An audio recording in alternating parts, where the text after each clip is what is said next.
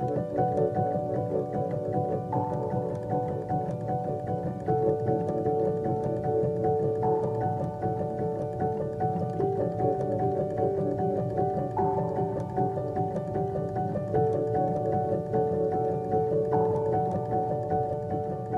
been an athlete my whole life, and my parents had always given me free rein in my academics because I excelled. It wasn't until college that I first experienced their concerns. They began expressing their doubts, and they asked if the long hours of practice and competition were eating away at my studies. For the first time, I struggled to balance passion for my hobbies and extracurriculars with preparation for medical school. And for the first time, I considered cutting athletics out of my life.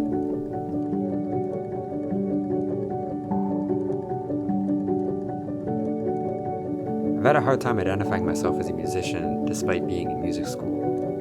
It's a strange feeling sharing a classroom with students that have been studying their instruments their whole life, whereas I started making music on a computer sometime in high school. The efforts always felt a bit skewed. Being mixed has felt similar as well. I haven't experienced a life as either of my identities. Instead, I've lived a life where no one fully recognizes me as either. Despite the fact that my degree may say School of Music, and despite my blood running with half Japanese genes, the constant questioning of my identity leaves me in a state of limbo. Being an Asian American from the suburbs of Southeast Michigan, I never really had to struggle for much. When I picked up b-boying, I felt like I didn't belong in this culture. I thought that to truly be a part of it, you had to be born in the struggle. I thought that hip-hop culture was something that kept people off the streets, kept them away from violence, or provided them with a distraction from the harsher realities. And to some people it was, but to me it was just a hobby that I did because I was bored. I felt like I was taking from a culture without giving anything back.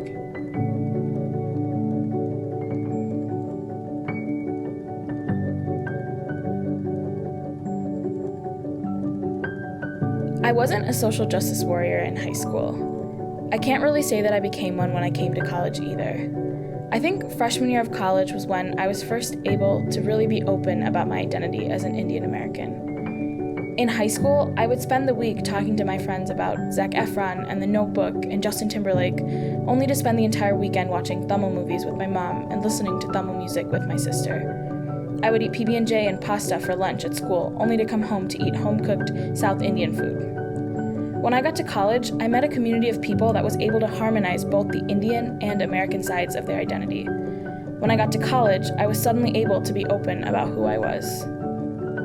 I think I'll always struggle with the decision of where I invest my time. However, I've matured to recognize the importance of taking the risks I know I won't regret. When I pursue what I'm passionate about, I experience the sense of incomparable fullness. There will always be papers to write, meetings to attend, and material to study. But when I'm on the strip, I feel like I'm alive. And even though the anxiety will always be in the back of my mind, I know I'm not forgetting to live.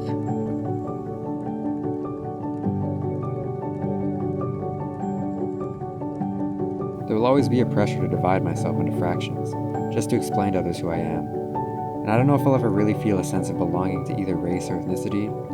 It'll be a lifelong journey of learning in hopes of better understanding myself. But I will never succumb to the division of myself into nothing. I'm a whole person, and every fraction contributes to it.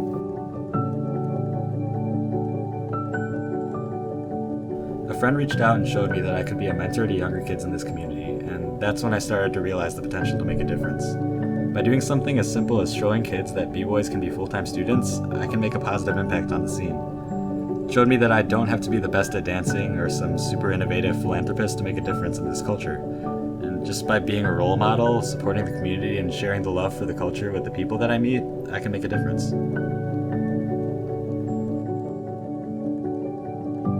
YKB first came into my life sophomore year. I joined first out of a favor. I didn't know what it was about.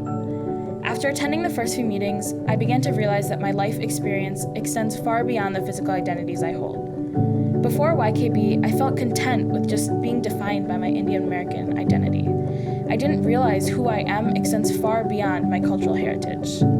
Having conversations with the other members of YKB opened up the reality of my experience with topics I had never been exposed to. I never talked about sex. I never talked about mental health. I never talked about body image, specifically with relation to my own identity. YKB gives me a space to have these conversations with other women like me.